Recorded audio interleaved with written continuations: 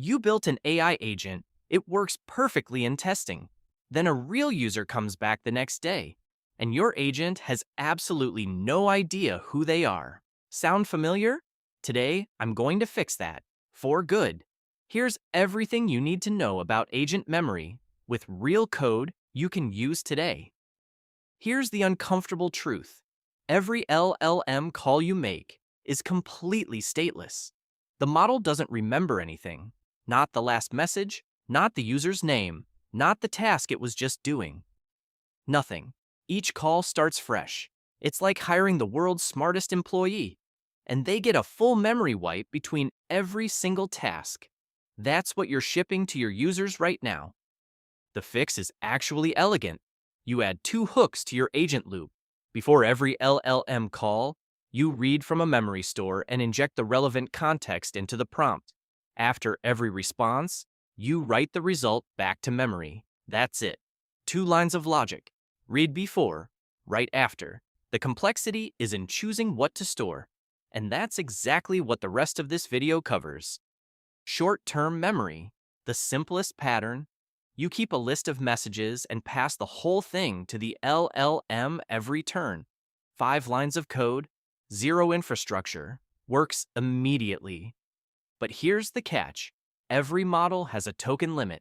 GPT-4 has 128,000 tokens. Gemini has 1 million. Sounds like a lot, until you're running a long coding session, processing documents, or doing anything serious. Then you hit it fast. And when you do, the model silently drops your oldest messages. No warning, just forgets. Long-term memory is the real unlock. Instead of stuffing everything into the prompt, you store it externally in a vector database and retrieve only what's relevant at runtime. Think of it like this. Short-term memory is your desk. Long-term memory is your filing cabinet. You don't put the entire filing cabinet on your desk. You go get the exact file you need. Implementation requires 3 things: an embeddings model, a vector store like Pinecone or Chroma, and a retrieval function. I'll show you the code. Now this is where most developers get completely lost.